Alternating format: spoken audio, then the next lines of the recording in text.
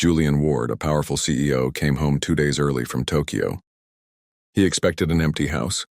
Instead, he found his black maid sitting on the floor, his 7-year-old son in front of her, eyes closed, breathing deeply. He dropped his keys. In that moment, he realized someone else had given his son the healing. He couldn't. What happened next changed everything. Watch till the end, and don't forget to subscribe for more stories that reveal the truth behind the silence. The gate to the Kensington estate opened without a sound. The silver Audi eased up the long driveway, tires whispering over cobblestone. Inside the car, Julian Ward, 44, founder and CEO of a global architecture firm, leaned back in his seat. His suit jacket was folded beside him, tie loosened, eyes tired. He wasn't supposed to be home until Monday night. Tokyo meetings had wrapped 2 days early, and for the first time in weeks, something pulled at him stronger than profit margins. His son, Miles. Julian hadn't told anyone he was coming. No press assistant. No driver, no alerts. Just a last-minute flight and a quiet desire to be a father again. If only for a weekend. He parked near the garden entrance. The house stood still under the morning. Sun, 3 stories of white, stone and ivy. The only sounds were the rustling leaves and faint wind chimes. It felt peaceful. Too peaceful. He reached for his briefcase, then paused. In the front window, he saw a shadow, movement, a figure. His brow creased. At this hour, Marla should be on her morning break. She was the live-in maid. Mid-50s, quiet but firm, with a strong back and a steady presence. Hired 6 years ago after Julian's wife Lena passed from ovarian cancer, Marla had become a fixture in the home. Always professional, always private. Julian approached the front door, keys in hand. But the moment he stepped inside, he froze.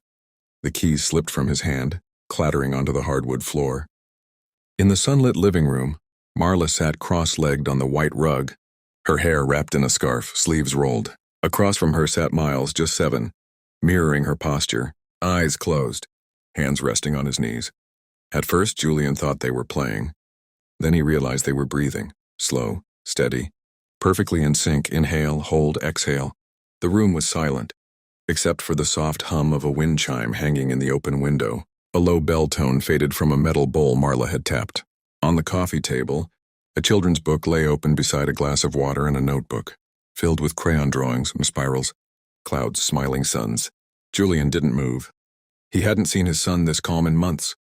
Not since the night Miles woke screaming from a dream he couldn't explain. Not since the therapist said he was grieving in silence. Not since Julian buried himself in work, unsure how to reach his son. Then Miles opened his eyes and smiled. "Daddy," he whispered, not surprised, just happy.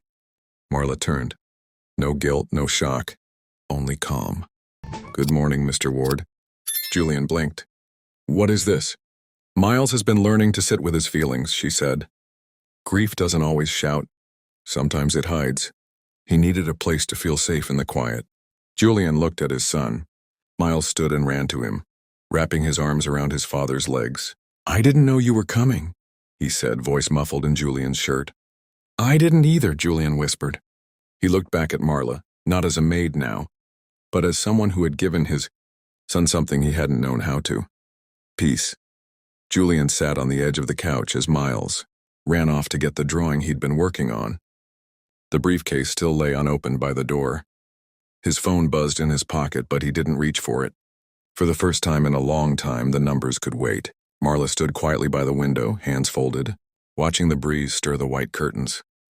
"I didn't mean to startle you," she said gently. "You didn't," Julian replied. "I startled myself." Julian rubbed the back of his neck. "I never knew you did meditation. Or whatever that was." Marla smiled softly. "I don't talk much about myself. But after Lena passed, Miles started waking up in the night, crying for her, hiding under the piano. You weren't home most nights and the nanny was just checking boxes." Julian closed his eyes, shame crawling through him. "I taught him how to breathe," she continued. "To name his feelings. We draw what we feel before we speak it. I didn't want to overstep. But he was unraveling, Mr. Ward. I couldn't just mop the floors and walk away." "Why didn't you tell me?" he asked, voice tight. She tilted her head. "Would you have listened?" Julian didn't answer.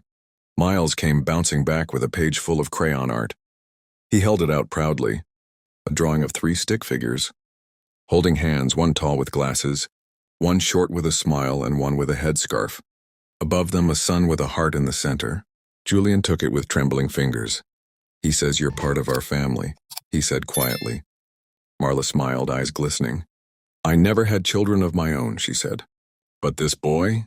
He's taught me how big love can be, even when it's borrowed." Julian swallowed hard.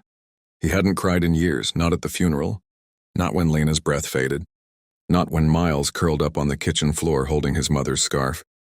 But now tears welled up, for his son's pain, for Marla's presence, for the years lost. "I thought I was doing what was best," he said. "Working, providing, making sure he had everything." "He didn't need everything," Marla said. "He just needed someone." That night, Julian stayed home. He canceled meetings, turned off his phone, and ate spaghetti with his son on the patio while the sky turned gold. Miles laughed, and for the first time, it sounded like a boy being allowed to be small again. Before bed, Miles turned to Marla and asked, "Can we do the clouds again tomorrow?" She nodded. "Of course." Julian watched, a quiet realization growing in his chest. Healing hadn't come from money or medicine, but from a woman who saw his child not as a job but as a soul. Weeks later, Julian changed everything. Marla was no longer listed as staff. She became director of family wellness and, with benefits, paid leave, and her own meditation space. Julian also launched a new division of his company, designing emotional safe spaces for grieving families, in schools, hospitals, and homes. It all began with a breath, a maid on a rug, and a broken boy learning how to feel again, and a father who nearly missed the miracle happening in his own living room.